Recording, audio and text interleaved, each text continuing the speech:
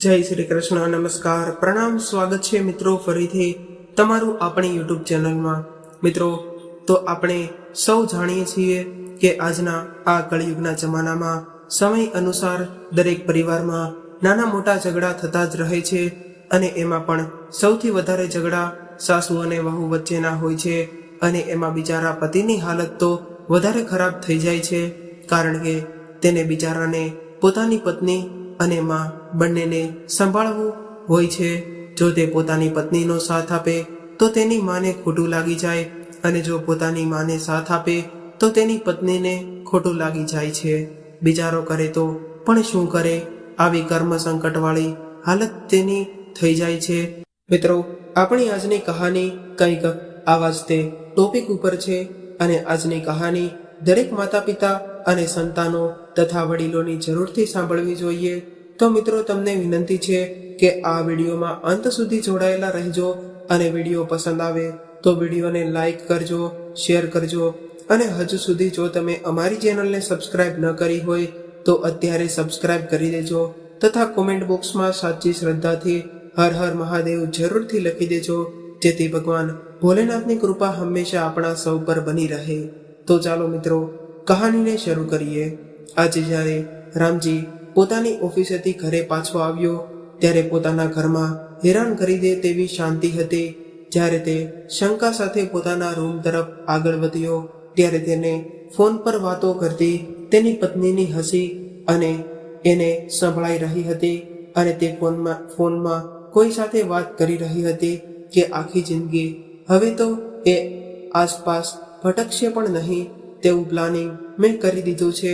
પોતાની માના ખોળામાં માથું મૂકવું હશે તો પણ હવે રામજી તરસી જશે અને પોતાની માનો ચહેરો જોવા માટે પણ તરસી જશે। હસતા હસતા વાતો કરતી રિયાની આ ફોનની વાતો સાંભળીને એક ક્ષણ માટે તો રામજીના શ્વાસ થંભી ગયા હતા। થોડી વાર માટે તો તેને એ સમજમાં નહોતું આવતું કે આ શું થઈ રહ્યું છે। જ્યારે તેની આંખો પરથી પડદો હટ્યો ત્યારે તેને હવે સમજાઈ ગયું હતું કે તે તેની પત્ની રિયા તેની માં તેને ઘરેથી બહાર કાઢવા માટેનું પ્લાનિંગ કરી રહી હતી। પત્નીની સચ્ચાઈ જાણીને રામજી આકુળ વ્યાકુળ થઈ ગયો હતો અને ત્યારે રામજી ગુસ્સામાં આવીને તેની પત્ની રિયાના ગાલ ઉપર 2 જોરદાર થપ્પડ મારી દીધા। ત્યારે જ રામજીએ નક્કી કરી લીધું હતું કે હવે કોઈ પણ પરિસ્થિતિમાં તે પોતાની માને ક્યારેય પણ નહીં મોકલે।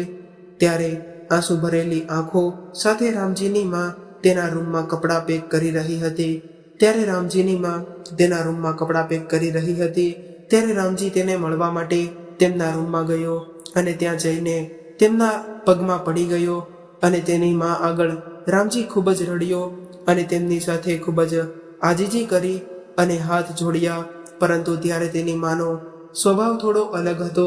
દયનીય પરિસ્થિતિમાં જીવવું તે તેની માતાના સ્વભાવમાં ન હતું।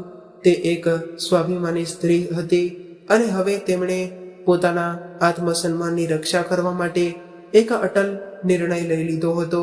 હવે તે વૃદ્ધાશ્રમમાં રહેવા માટે ચાલવા ગયા અને પોતાની માના ગયા બાદ રામજી પૂરી રીતે તૂટી ચૂક્યો હતો। પોતાની માને યાદ કરીને તે માના રૂપમાં મોડે સુધી બેસી રહેતો અને રડ્યા કરતો। ત્યારે જ તેને તેની માતાના ઓશિકા નીચેથી એક પત્ર મળ્યો હતો। ત્યારે તેણે ઉત્કૃષ્ટતાથી તે પત્રને ખોલ્યો અને વાંચવા લાગ્યો તો તે પત્રમાં લખ્યું હતું કે આખરે કેમ એક માણસ પોતાની જાતને પરિવાર રૂપી માળામાં પોરવે છે, કેવળ એકલા માટે ને તે દરેક સભ્ય એકબીજાને સુખ દુઃખમાં ભાગીદાર બની શકે, પણ જ્યારે સમય આવે અને વિચારોના પરિવર્તનને કારણે આ પરિવાર રૂપી માળા તૂટવા લાગે ત્યારે એકલા મોતીની જેમ સરકવાને બદલે ત્યાંથી નીકળી જવું જ તે યોગ્ય હોય છે। જો પોતાની ઇજ્જત સાચવી રાખવી હોય તો આવું પગલું ભરવું પણ જરૂરી હોય છે। મને ખબર છે દીકરા રામજી, આ સમયે તારી આંખોમાં આંસુ હશે, પરંતુ મારી પાસે ફક્ત આ જ રસ્તો હતો તારા ગૃહસ્થી જીવનને બચાવવા માટેનો, તેથી મેં આ વિચાર્યું છે। મિત્રો, કહેવાય છે ને કે એક માના હૃદયમાં તાર પોતાના બાળકના હૃદયથી જોડાયેલા હોય છે અને જ્યારે આ તાર હલવા લાગે છે ત્યારે આપણને ખબર પડી જાય છે કે કોઈ આપણને યાદ કરી રહ્યું છે અને જે ક્ષણે આપણને આ અનુભવ થશે ત્યારે આપણે જરૂર મળીશું મારા દીકરા. રામજીએ જ્યારે તે પત્રને પાછળ ફેરવીને જોયું તો પાછળના ભાગમાં પણ રામજીની માએ વૃદ્ધાશ્રમનું સરનામું પણ લખેલું હતું અને લખ્યું હતું કે દીકરા, તમે પોતાનું ધ્યાન રાખજો. તો મિત્રો, હવે આપણે વિગતવાર જાણીશું કે રામજીની મા સાથે તેની વહુએ કેવો દુર્વ્યવહાર કરીને તેને વૃદ્ધાશ્રમમાં જવા મજબૂર કર્યા. મિત્રો, જ્યારે રામજી ફક્ત 8 વર્ષનો હતો ત્યારે તેના પિતાજીને લકવો થઈ ગયો હતો. ત્યારથી જ તે વ્હીલચેર પર પોતાનો આખો દિવસ વિતાવતા હતા. પરંતુ ત્યારે તેની માએ હિંમત હારી ન હતી. તેમણે મા અને પિતા બંનેની જવાબદારી એકલી કુશળતાથી સંભાળી હતી કે રામજી આ જોઈને દંગ રહી ગયો. પોતાના બાળકોનું શિક્ષણ, તેમનું સ્વાસ્થ્ય, તેમની ખુશી અને તેમના પતિની દરેક નાની મોટી વસ્તુઓનું ધ્યાન રાખવું, તે બધામાં જ રામજીની માની દુનિયા સમેટાઈને રહી ગઈ હતી. પોતાની સુખ અને દુઃખનો પોતે નજરમાં નહોતી આવતું. જ્યારે રામજીને નોકરી મળી ગઈ ત્યારે તેની માના ચહેરા પર એક સંતોષભર્યો ભાવ અને આંખોમાં ખુશીની ચમક દેખાઈ રહી હતી. જાણે આજ દિવસ જોવા માટે તે જીવી રહી હતી. રિયા એક ખૂબ જ ગરીબ પરિવારની દીકરી હતી, જેના રામજી સાથે 6 વર્ષ પહેલા લગ્ન થયા હતા. એ સમયે લાખો રૂપિયાના દહેજના પ્રસ્તાવ લઈને ઘણા ધનવાન પરિવારોના રામજી સાથે માંગા આવ્યા હતા. પરંતુ દરેક વખતે રામજીની મા એક વસ્તુ કહેતી હતી કે ગરીબ ઘરની દીકરી હશે તો તે સંબંધને પ્રાધાન્ય આપશે અને ઘરનું વાતાવરણ ખુશમય બનશે અને એક સારી પત્ની અને બુદ્ધિશાળી વહુ સાબિત થશે. રામજીની માતાએ તો રિયાને પ્રેમ અને પોતાપણું આપ્યું હતું અને પોતાની વહુમાં તેમની આત્મા રહેલી હતી. જ્યારે રિયા તૈયાર થઈ હતી ત્યારે રામજીની મા ખૂબ જ આનંદથી તેને નિહાળતી હતી. જ્યારે કોઈ પણ વ્યક્તિ રિયાની ભૂલો અને ખામીઓ જણાવતું ત્યારે તેની સાસુમાં કંઈ પણ સાંભળતી ન હતી અને ત્યારે તે કહેતી કે મારી રિયા એટલે કે રામજીની બહેને ક્યાં કશું આવડતું હતું. પરંતુ ધીમે ધીમે જવાબદારીઓનો બોજ તેમના પર આવી ગયો તો તેમણે બધું જ શીખી લીધું અને લગ્નના 1 વર્ષ વીત્યા બાદ રામજી એક પુત્રનો બાપ પણ બની ગયો હતો. અને ત્યારે તેની માતાનો ચહેરો બે ઘણી ખુશીથી ચમકી ઉઠ્યો હતો. તો તેના બાળકને પ્રેમથી કાનો કહીને બોલાવતી હતી. 41 દિવસ સુધી રામજીની માએ તો પોતાની વહુને પલંગ ઉપરથી ઉઠવા દીધી પણ ન હતી. રામજીની માએ ત્યારે પોતાની દીકરી માધવીને પણ બોલાવી લીધી હતી. નણંદ અને ભાભી બંને ગપ્પા મારતા હતા અને તેની માં રસોઈ ઘર સંભાળતી હતી. પોતાના ભાભીની આવી સુખમય જિંદગી જોઈને માધવીએ કહ્યું, માં, હવે તો મારી ભાભીને 1 મહિનો થવા જઈ રહ્યો છે. મારી સાસુએ તો 12 દિવસમાં જ મને ઊભી કરી દીધી હતી. ત્યારે તેની માં જલ્દીથી બોલી, દીકરી, માધવી, તારા સાસરે આવું થયું હશે અને હું થોડું ઘણું પણ કામ કરી લઈશ તો મારું શરીર કંઈ કસાઈ નહીં જાય. અને દીકરી, સંયુક્ત પરિવારનો તો આનું જ તે નામ છે કે જરૂરત પડવા ઉપર એકબીજાના કામમાં આવીએ, અને જો એકબીજાને કામમાં ન આવીએ તો પરિવાર શું કામનું? તો આને પરિવાર થોડું કહેવાય. માં તો માં, પણ બાપુજીને પણ પોતાની વહુ ઉપર ગર્વ થતો હતો અને બધાની સામે દિલ ખોલીને પોતાની વહુના વખાણ કર્યા કરતા હતા. પરંતુ રામજીના બાપુજીના મૃત્યુ બાદ તેમના ઘરમાં ઘણું બધું બદલાઈ ગયું અને તેમના મૃત્યુથી લઈને 13મા સુધી તો તેની માં ભાંગી પડી હતી અને થાકી ગઈ હતી. તેમનો પુત્ર તેમનું ખૂબ જ ધ્યાન રાખતો હતો, પરંતુ આવામાં વાળા સગા સંબંધીઓ તેમને તેમની વહુથી સંભળાવીને રહેવાની ચેતવણી જરૂર આપતા હતા કે પતિના ગયા બાદ પત્નીનું બધું જ છીનવાઈ જાય છે. પોતાના દીકરા અને વહુ પણ પોતાના સાથી નથી રહેતા. પરંતુ તેમની વાતો સાંભળીને રામજીની માં કહેતી, જેટલા મોહ હોય તેટલી વાતો થાય, પરંતુ હું આવી નકારાત્મક વિચારધારામાં મારા પરિવારનું વાતાવરણ ખરાબ નથી થવા દઉં. લોકોનું આવવા જવાનું બંધ થયું ત્યારે માં તેમની જૂની દિનચર્યા પર આવી ગઈ. પોતાના પુત્ર કાના સાથે તે હસી મજાક કરતી, તેને રમાડતી અને ઘરનું કામકાજ કરતી. પરંતુ રાતના 10 વાગતા જ જ તે પોતાના રૂમનો દરવાજો બંધ કરીને સૂઈ જતી હતી.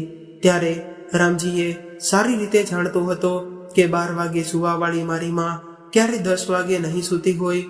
એક દિવસ રાત્રે જ્યારે રામજીએ તેની માના રૂમની લાઇટ ચાલુ જોઈ ત્યારે રામજી તેમની માના રૂમમાં ચાલ્યો ગયો અને જોયું તો તેની માં તેના બાપુજીની લખેલી ડાયરી વાંચતા વાંચતા રડી રહી હતી. રામજીને આવેલો જોઈને તે વ્યવસ્થિત રીતે પલંગમાં બેસી ગઈ અને સાડીના પલ્લવથી પોતાના આંસુ લૂછી લીધા અને બોલી, અરે રામજી, તું હજુ સુધી ઊંઘ્યો નથી? અરે માં, તમે હજુ સુધી જાગો છો તો મને ઊંઘ કેવી રીતે આવે? આવી રીતે તો તમે બીમાર પડી જશો. રામજીએ ચિંતાવાળા અવાજમાં તેની માને કહ્યું અને પોતાની માના ખોળામાં માથું મૂકી દીધું. ત્યારે તેની માએ કહ્યું, એ તો સારું છે ને દીકરા, તારા બાપુજી પાસે હું જતી રહીશ. ખબર છે રામજી, તને તારા પિતાજી વ્હીલચેર પર બેઠા રહેતા હતા અને તેઓ એટલા લાચાર હતા કે ચાલી પણ નહોતા શકતા, પરંતુ તેમનો સાથ જ તે મારા માટે ખૂબ જ મોટો સહારો હતો. તેમના સાથથી મને એક ઠંડા છાંયડાનો અહેસાસ થતો હતો. હવે તેમના ગયા બાદ મારા જીવનનો કોઈ ઉદ્દેશ રહ્યો નથી. તારા બાપુજીએ મને તો બધું જ આપી દીધું છે, આટલું બધું માન સન્માન અને ઇજ્જત ભરેલી જિંદગી. હવે તો મને કોઈ પણ ફરિયાદ નથી. તું પણ તારા ગૃહસ્થ જીવનમાં ખોવાઈ ગયો છે અને મેં મારા પૌત્રનું મોં પણ જોઈ લીધું. હવે તો એક દિવસ તારા બાપુજીના વિના ભાર જેવો લાગી રહ્યો છે. ભગવાન જેટલું જલ્દી ઉઠાવી લે તેટલું મારા માટે સારું છે. આવું ના કહીશમાં, તે ક્યારે વિચાર્યું છે કે હું તારા વિના કેવી રીતે રહી શકીશ? આવું કહેતા રામજીની આંખોમાં આંસુ આવી ગયા, પરંતુ આ આંસુઓ નીચે પડે તે પહેલા જ તેની માએ પાલવથી તેના આંસુ લૂછી લીધા. પોતાની માને એકલા ન લાગે એટલા માટે રામજીએ પોતાના દીકરાને તેની મા પાસે જ તે ઊંઘવા માટે કહ્યું. હવે મા પણ પોતાના દિલને સારું લાગે તેના માટે કાનાને સ્કૂલ પર સુધી મૂકી આવતી હતી અને તેને લેવા માટે પણ જતી હતી. રામજી બધા જ કામ તેની માને પૂછીને કરતો હતો. 1-2 દિવસના અંતરાલે માધવી પણ તેમની માને મળવા માટે આવી જતી હતી. આવી રીતે તેની માં ખૂબ જ ખુશખુશાલ રહેતી હતી. આવી રીતે ઘરનું વાતાવરણ બદલાવા લાગ્યું હતું. પરંતુ રિયા પોતાની સાસુને તેમના ઘરમાં આટલું બધું મહત્વ મળી રહ્યું છે તે જોઈને ખુશ નહોતી રહેતી. હવે રિયાને હંમેશા એવું લાગવા લાગ્યું હતું કે તેના ઘરમાં હવે તેનું મહત્વ નથી રહ્યું. પોતાના પતિનો તેની સાસુ સાથેનો વધારે પડતો લગાવ તેને જરા પણ પસંદ નહોતો આવી રહ્યો.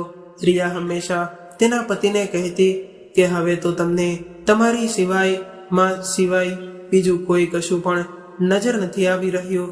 જ્યારે જુઓ ત્યારે પોતાની માનું જ તે રટન કરતા રહો છો. અરે બીજા પણ લોકો આ ઘરમાં રહે છે.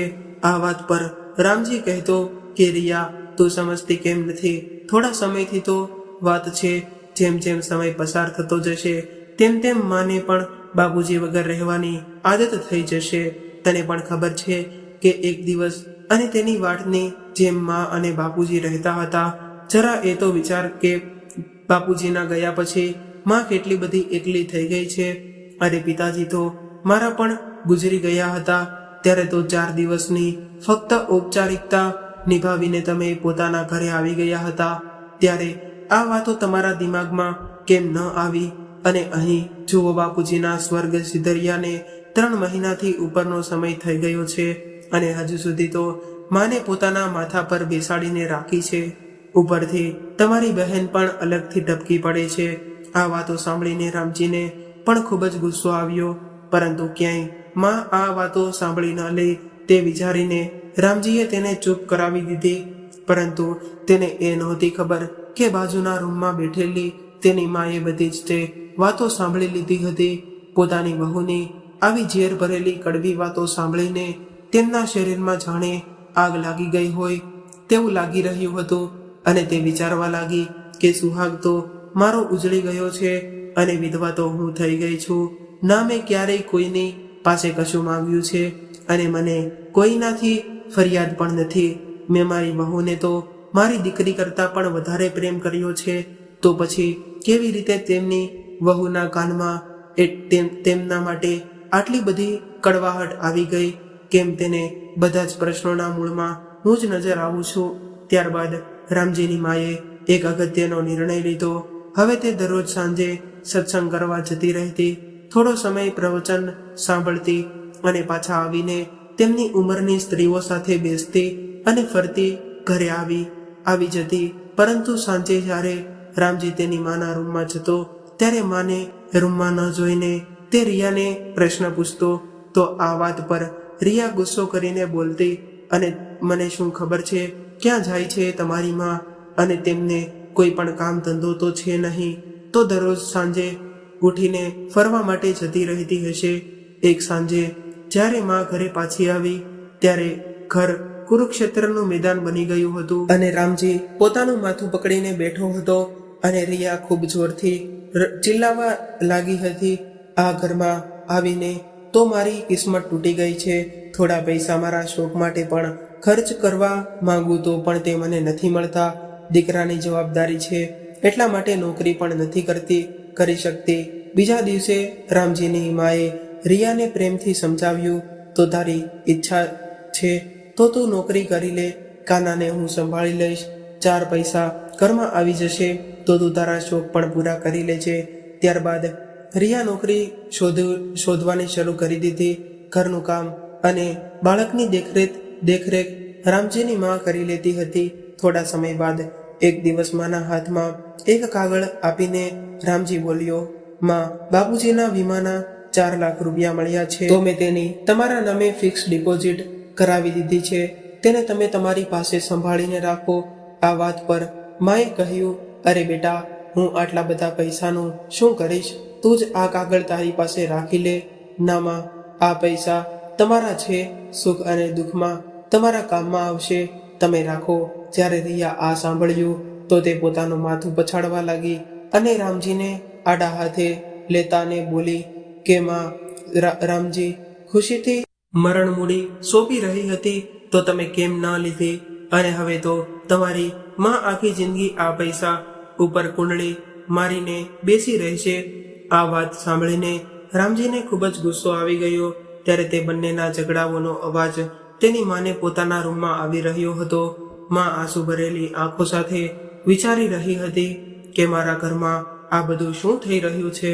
હવે તો ઘરમાં એવી પરિસ્થિતિ થઈ ગઈ હતી કે રિયા માએ કરેલા દરેક કામમાં ખામીઓ કાઢતી હતી અને નાની નાની વાતો ઉપર રીસાઈ જતી હતી અને ગુસ્સો પણ કરતી હતી. રિયાનો વ્યવહાર દિવસે ને દિવસે બગડી રહ્યો હતો.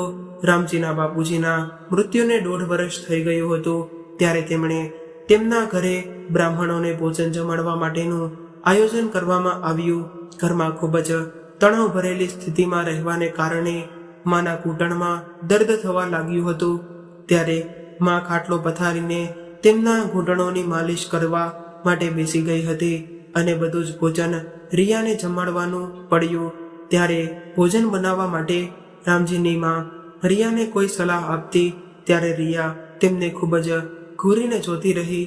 એ સમયે તો રિયા ચૂપ રહી ગઈ, પરંતુ બ્રાહ્મણોને ભોજન કરાવ્યા બાદ જ્યારે બધા લોકો જતા રહ્યા ત્યારે રિયા ખૂબ જ મોટો ઝઘડો ઊભો કરી દીધો કે હવે માં આ ઘર છોડીને વૃદ્ધાશ્રમમાં જતા રહેશે, નહીં તો હું આ ઘરને છોડીને ચાલી જઈશ. હવે માં આ ઘરમાં રહેશે કાં તો હું. ત્યારે રામજીની માં એવું વિચારવા લાગી કે જ્યારે પરિવારના લોકો જૂના સામાનને કચરો સમજીને ફેંકવા માટે તૈયાર થઈ જાય છે ત્યારે ભલાઈ એ જ વાતની છે કે તેને કોઈ સુરક્ષિત સ્થાન ઉપર મૂકી દેવામાં આવે સમયે કદાચ તે સામાન કોઈના કામમાં આવી જાય. આ વિચારીને રામજીની માએ પોતાની જિંદગીનો સૌથી મોટો અને અગત્યનો નિર્ણય લઈ લીધો હતો. દીકરા, હવે તો મારી જિંદગી કેટલી બચી છે, મારા માટે તું તારું ગૃહસ્થ જીવન ખરાબ ના કરીશ. રામજીના ઘરે આવ્યા બાદ તેની માએ ખૂબ જ ગંભીર અવાજમાં આ વાત કરી અને જ્યારે રિયા રામજીને લાગણીશીલ થયેલા જોયા ત્યારે તે વિચારવા લાગી કે એક પુત્રની પ્રેમની જંજીર તેની માને અહીં રોકી ના લે. ત્યારે રિયા ખૂબ જ તીખા અવાજમાં બોલી, માં, જવાનું તો બધાને જ છે, તમે કોઈ આ દુનિયાથી અલગ વ્યક્તિ નથી અને આ દુનિયાની દિવાલમાં તો તિરાડ પડી ચૂકી છે અને તમે હવે એ વિચારો કે આ દિવાલમાં પડેલી તિરાડ કોઈ મોટી ખાઈમાં ન બદલાઈ જાય. જો તમે તમારા દીકરાનું ગૃહસ્થ જીવન સહી સલામત જોવા માંગો છો તો અત્યારે તમે વૃદ્ધાશ્રમમાં જતા રહો. દરરોજ તિરસ્કાર અને ગુસ્સો કરતી રિયા હંમેશા એ જ વિચારતી રહેતી કે ક્યારે રામજીની માં આ ઘર છોડીને જાય અને તેને સંપૂર્ણ સફળતા મળી જાય. અને આખરે તેની નાપાક કોશિશ સફળ થઈ ગઈ અને આખરે રામજીની માં વૃદ્ધાશ્રમમાં ચાલી ગઈ. આજે રામજીની માને વૃદ્ધાશ્રમમાં ગયા બાદ રામજી પોતાની માએ લખેલા પત્રને વાંચીને ખૂબ જ જોર જોરથી રડવા લાગ્યો. ધીરે ધીરે 1 વર્ષ વીતી ગયું, પરંતુ આજે પણ રામજી રોજ પોતાની માને એ લખેલો પત્ર વાંચીને ખૂબ જ ઉદાસ અને લાગણીશીલ થઈ જતો હતો. જ્યારે રામજી તે પત્ર વાંચતો ત્યારે તે પત્રમાં તેને વાત્સલ્યથી ભરેલો અને કરકચલીઓ વાળો પોતાની માનો ચહેરો તેમાં દેખાતો હતો. જે માએ તેને હંમેશા પ્રેમ આપ્યો હતો, જે માએ તેને 9 મહિના પોતાની કુંખમાં રાખ્યો હતો અને એને એટલો બધો પ્રેમ આપ્યો હતો કે જેનાથી તે પોતાની જાતને ખૂબ જ નસીબદાર મહેસૂસ કરતો હતો. પત્રને વાંચતી વખતે ઘણીવાર તેના આંસુને પત્રમાં જ તે પડી જતા હતા. હવે તો તે પત્રમાં લખેલા ઘણા બધા શબ્દો તેમાં પડેલા આંસુઓને કારણે આછા થઈ ગયા હતા અને ઉકળી પણ નહોતા રહ્યા. એક દિવસે સવારે જ્યારે રામજી પોતાની માએ લખેલો તે પત્ર ખોલીને બેઠો હતો ત્યારે તે પત્ર વાંચીને રામજીના મનમાં વિચારોનું ઘોડાપૂર ઉમટીને આવી ગયું હોય તેવું લાગ્યું. રિયા ચા લઈને તેના રૂમમાં અંદર આવી ત્યારે રામજીએ ચા પીવાની ના પાડી દીધી. રામજીનો ભારે અવાજ સાંભળીને રિયા વિચાર કરવા લાગી કે હવે રામજીના હૃદયમાં પહેલી પોતાની મા પ્રત્યેની ભાવનાઓ ફરી જાગી ઉઠી છે. તેથી રિયાએ રામજીને કંઈક કહેવાનું શરૂ કર્યું, પરંતુ તેની વાત કાપતા રામજીએ કહ્યું કે હું મારી માને મળવા માટે જઈ રહ્યો છું. તેની માના પ્રેમના ખેંચાણ એટલું બધું હતું કે રિયા બૂમો પાડી રહી, પરંતુ રામજી જલ્દીથી જ તે પોતાની માને મળવા માટે ઘરેથી નીકળી ગયો. ટ્રેનની સીટીમાં બેઠેલા આકાશની સામે ફરીથી તે દ્રશ્ય જીવંત થઈ રહ્યું હતું, જ્યારે રિયાએ તેની માને એટલી બધી અપમાનિત કરી હતી કે જેને કારણે તેની માં પોતાનો સામાન બાંધીને ઘર છોડીને વૃદ્ધાશ્રમમાં જવા માટે મજબૂર થઈ ગઈ હતી. ધીરે ધીરે વીતી ગયેલા સમયની તે કડવી વાતોને યાદ કરી રહી હતી અને તેના હૃદયને સાણે ખૂબ જ મોટો ઘા લાગી રહ્યો હોય તેવો અનુભવ થઈ રહ્યો હતો. વૃદ્ધાશ્રમ ત્યાંથી 1 કલાક જેટલું દૂર હતું. રસ્તામાં એક સ્ટેશન પર ઉતરીને રામજીને ચા પીવાનું મન થયું. વૃદ્ધાશ્રમમાં ખબર નહીં ચા મળશે કે કેમ, પરંતુ તેને ફરી તે વિચાર આવ્યો કે મારી માં તો વારંવાર ચા પીતી હતી. જ્યારે તે ભણતો હતો ત્યારે તેની માં આખી રાત તેની સાથે જાગતી રહેતી હતી અને દરેક કલાક પછી તેની માં તેના માટે કડક ચા બનાવીને આપતી હતી અને તેની સાથે બેસીને પીતી હતી. જ્યાં સુધી રામજી ઊંઘતો નહોતો ત્યાં સુધી તેમની માની આંખોમાં પણ ઊંઘ નહોતી આવતી. આ બધા વિચારોમાં ડૂબી ગયેલો રામજી વૃદ્ધાશ્રમના વિશાળકાય ગેટ સામે આવીને ઊભો રહી ગયો. વૃદ્ધાશ્રમને જોતા જ તે ન જાણે રામજીને એવું લાગી રહ્યું હતું કે અહીં મારી માં સંપૂર્ણ રીતે સુરક્ષિત છે. અંદર જઈને જોયું તો રામજીની માં પોતાના રૂમમાં બેસીને એક નાના બાળકને ખૂબ જ પ્રેમથી રમાડી રહી હતી અને રામજીને આવેલો જોઈને તેની માની આંખો આંસુઓથી ભરાઈ ગઈ અને પ્રેમ ભરેલા અવાજમાં તે બોલી કે દીકરા, તું એકલો જ આવ્યો છે? મારી વહુ રિયા ક્યાં છે? કાનું ક્યાં છે? આવું કહીને માં એકાએક પોતાની આંખોમાં ના આંસુ સંતાડીને આમ તેમ જોવા લાગી. ત્યારે રામજીએ તેની માનો હાથ પોતાની હાથમાં લઈ લીધો. પછી માં બોલી કે તું વહુને નોકરી એ જવાની રોકતો નથી ને? તું જાણે છે જ્યારે બાળકો પોતાના પગ ઉપર ઊભા થઈ જાય છે ત્યારે એક સ્ત્રીને જ તે એકલાપણાનો અહેસાસ થવા લાગે છે, પોતાનું જીવન નિરર્થક લાગવા લાગે છે. આવું કહેતા તેની માં એકદમ ભાવુક થઈ ગઈ અને પોતાના હૃદયમાં રહેલા દર્દને સંતાડવા માટે એક હલકું સ્મિત તેના ચહેરા પર દેખાવા લાગ્યું અને પછી પોતાના દીકરાનું ધ્યાન તેમના આંસુઓ તરફ ના જાય એ કોશિશ કરતા તેની માં બોલવા લાગી, અરે તું હવે શું ખાઈશ બોલ, પેંડા કે લાડુ ખાઈશ? માં પાછું વળીને કબાટમાંથી ડબ્બા કાઢવા લાગી. અરે માં, તને આ બધું કોણ લાવીને આપે છે? રામજીએ ઉત્સુકતાથી પૂછ્યું. ત્યારે તેની માં બોલી, બીજું કોણ લાવી આપે? ચોકીદારને 40 કે 50 રૂપિયા આપીને હું મંગાવી લઉં છું. અહીં વૃદ્ધાશ્રમની પાછળ જ તે અનાથ આશ્રમ આવેલો છે. કાના જેવા ઘણા બધા બાળકો મને મળવા માટે આવે છે અને કંઈ પણ માંગવા લાગે છે. સાચું કહું તો મને તેમની સાથે એટલો બધો લગાવ થઈ ગયો છે કે દરેક બાળકમાં મને મારો કાનો જ નજર આવે છે. તેમને હું કંઈ ખવડાવું તો મને એવું લાગે છે કે હું મારા કાનાને ખવડાવી રહી છું. આ વાત કરતા કરતા રામજીની માએ લાડુ તેની સામે ધર્યા. ત્યારે પોતાની માની આ બધી વાતો સાંભળીને રામજીની આંખોમાંથી આંસુ ટપકવા લાગ્યા અને તે વિચારવા લાગ્યો કે તેણે પોતાની માને અહીં કેમ આવવા દીધી, કેમ તે સમયે પોતાની પત્નીના આ ખરાબ કૃત્ય પર લગામ ના લગાવી શક્યો. રામજીએ હજારો વખત પોતાની જાતને પૂછેલા આ પ્રશ્નનો તેની અંતર આત્મા સંતોષકારક જવાબ આપી ન શકી. પોતાની માને વૃદ્ધાશ્રમમાં મોકલવા માટેની રિયાની તત્પરતા અને પોતાના દીકરાના ઘરમાં આનંદની બધા રહી શકે તે માટે તેની માનો ત્યાગ, આ બંનેની આગળ રામજી કંઈ પણ ના કરી શક્યો. માં, તું મારા ખાવા પીવાની ચિંતા ન કરીશ. આજે તો આપણે માં દીકરો ફક્ત વાતો જ કરીશું. પ્રેમથી આ વાત સાંભળીને તેની માતાને કહી અને પોતાની માના ખોળામાં પોતાનું માથું મૂકી દીધું. તેના વારંવાર ના પાડવા છતાં પણ તેની માં રામજીના માથામાં તેલ લગાવવા માટે બેસી ગઈ અને તે પૂછવા લાગી કે દીકરા, રિયા શું કરે છે? મારો બાળકાનો શું કરે છે? આ પ્રશ્નો કહેતા કહેતા તેમના અવાજમાં લાગણીશીલતા તરત જ નજર આવી રહી હતી. આ બધી વાતો સાંભળીને તેનું મન એવું થઈ રહ્યું હતું કે તે પોતાની માના ખોળામાં માથું છુપાવીને તે જોર જોરથી રડે. રિયાનો પારકી હતી, પરંતુ તે પોતાની માનો દીકરો હતો. પોતાનું ગૃહસ્થ જીવન બચાવવા માટે તેણે આટલી મોટી કિંમત કેવી રીતે ચૂકવી દીધી? શું તેનું ગૃહસ્થ જીવન એટલું બધું કિંમતી હતું કે તેની વૃદ્ધ માનું વાત્સલ્ય પણ તેની આગળ નાનું પડી જાય? પોતાની માના ખોળામાં માથું મૂકીને રામજીને એટલી બધી શાંતિ મળી કે તેનો સમય પસાર થઈ ગયો તે ખબર પણ ન પડી. થોડી વાર પછી ઘડિયાળમાં જોયું તો તે તરત જ ઊભો થઈ ગયો અને માને મને સાથે બોલ્યો, ભલે માં, હવે હું જાઉં છું. રામજીની આ વાત સાંભળીને તેની માનું મન ઉદાસ થઈ ગયું, પરંતુ તે રામજીની સામે કમજોર થવા નહોતી માંગતી.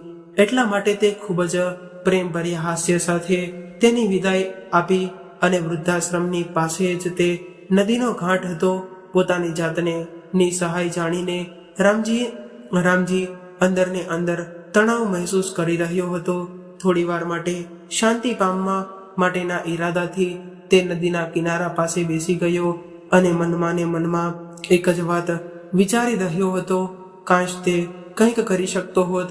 આટલું મોટું બ્રહ્માંડ, આકાશ, તારા, નક્ષત્ર, સૂર્ય, ચંદ્ર તે બધા જ પોતાના ધરી પર ફરી પોતાની ફરજો નિભાવતા રહ્યા છે. ઈશ્વરનું આ કમાલનું આયોજન છે. તો પછી આપણે માણસો જ આટલા બધા અસંતુલિત કેમ છીએ? આ બધા વિચારો કરતા કરતા રામજીના મનમાં ને એક અલગ જ પ્રકારની બેચેની આવવા લાગી હતી. તેણે કેટલી વાર વિચાર્યું કે તે કેમ કશું બોલી શકતો નથી. પોતાની આત્મા ઉપર ભાર લઈને તે કેમ જીવતો રહે છે? શું તેની માના પ્રેમમાં આ જ બદલો તે આપી રહ્યો છે? તે આ બધું વિચારી રહ્યો હતો અને એકાએક પાછળથી કોઈનો અવાજ આવ્યો અને તે કોઈ સ્ત્રીનો અવાજ હતો. બચાવો, મારો દીકરો ડૂબી રહ્યો છે, કોઈ તો કેશોને બચાવો. એક વ્યાકુળ માનો હૃદયને ચીરી નાખતો અવાજ સાંભળીને રામજી પોતાના વિચારોથી બહાર આવી ગયો.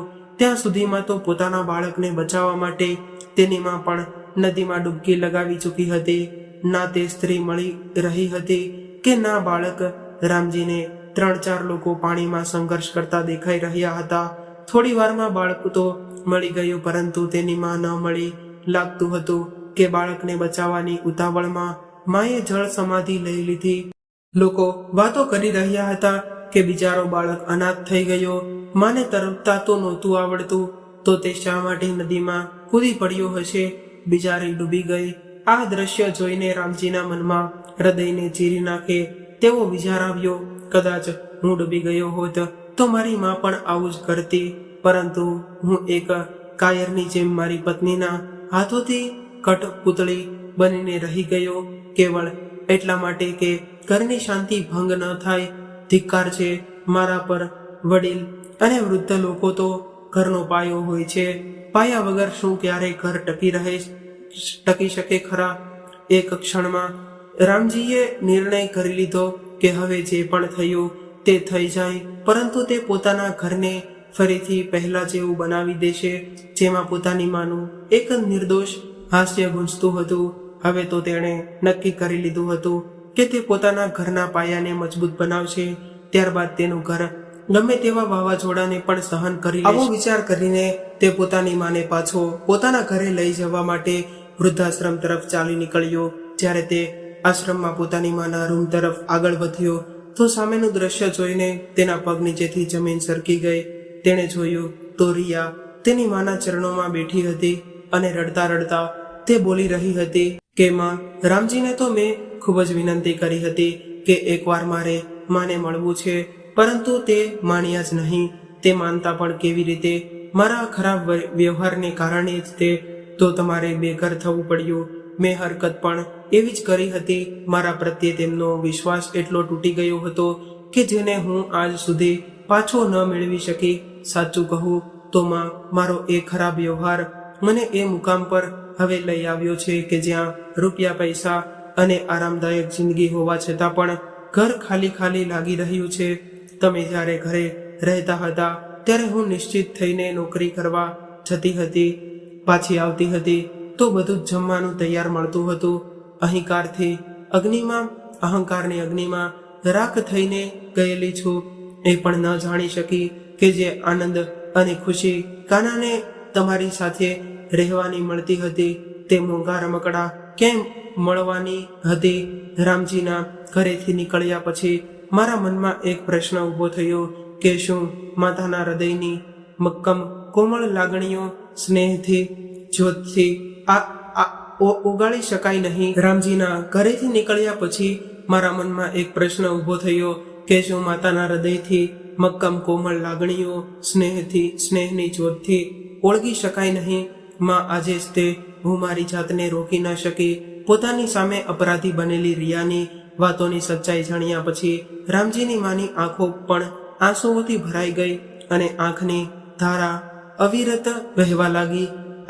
સાસુ અને વહુ એકબીજાની સામે સ્નેહ ભરેલી નજરોથી જોતા રડવા લાગ્યા અને બીજી બાજુ રામજી તે બંને વચ્ચે થયેલી વાતોને સાંભળીને જોરથી રડવા લાગ્યો. રામજી, તું પાછો આવી ગયો? પોતાના આંસુ લૂછતા તેની માં બોલી, માં, હું તો જઈ રહ્યો હતો, પરંતુ મારું દિલ માન્યું નહીં. તો મેં નક્કી કરી લીધું કે આજે હું તમને ઘરે લીધા વગર નહીં જાઉં. ચાલ રિયા, માનો સામાન પેક કરી દે, રામજીએ કહ્યું. ત્યારે માએ બંનેને પોતાના ગળે લગાડી દીધા. આ દ્રશ્ય જોતા તેમની આસપાસ ભેગા થયેલા વૃદ્ધાશ્રમના બધા લોકોની આંખોમાંથી આંસુ વહી રહ્યા હતા અને અચાનક જ વૃદ્ધાશ્રમનો આખો હોલ તાળીઓના નાદથી ગુંજવા લાગ્યો. તો મિત્રો, માતા પિતાના નાદથી ગુંજવા લાગ્યો. મિત્રો, માતા પિતા પોતાની બધી ખુશીઓનો ત્યાગ કરીને પોતાના બાળકોનું પાલન પોષણ કરે છે અને હંમેશા તેમના બાળકો માટે ચિંતિત રહે છે. માતા પિતા તો ભગવાનથી પણ મોટા હોય છે, જે પોતાના અંતિમ શ્વાસ સુધી પોતાના બાળકોની સંભાળ રાખે છે. ત્યારે બાળકોની ફરજ બને છે કે તેઓ પોતાના મા બાપની સેવા કરે અને તેમને યોગ્ય માન સન્માન આપે. મિત્રો, કોઈએ સાચું જ કહ્યું છે કે માં મંદિર છે અને માં જ મસ્જિદ છે, માં પૂજા છે અને માં ભગવાન છે. તો પછી બાળકો કેમ બની રહ્યા છે સ્વાર્થી? માણસ માને મોકલી દે છે વૃદ્ધાશ્રમમાં અને ઘરમાં પૂજે છે પથ્થરના ભગવાન. તો મિત્રો, આજની કહાની તમને કેવી લાગી તે કોમેન્ટ કરીને જરૂરથી જણાવજો અને વિડીયો પસંદ આવ્યો હોય તો વિડીયોને લાઈક અને શેર કરજો તથા ચેનલ પર નવા હોય તો ચેનલને સબસ્ક્રાઇબ જરૂરથી કરજો. તો ચાલો મિત્રો, ફરી મળીશું એક નવી કહાની સાથે. ત્યાં સુધી તમામ મિત્રોને જય શ્રી કૃષ્ણ, રાધે રાધે, હર હર મહાદેવ.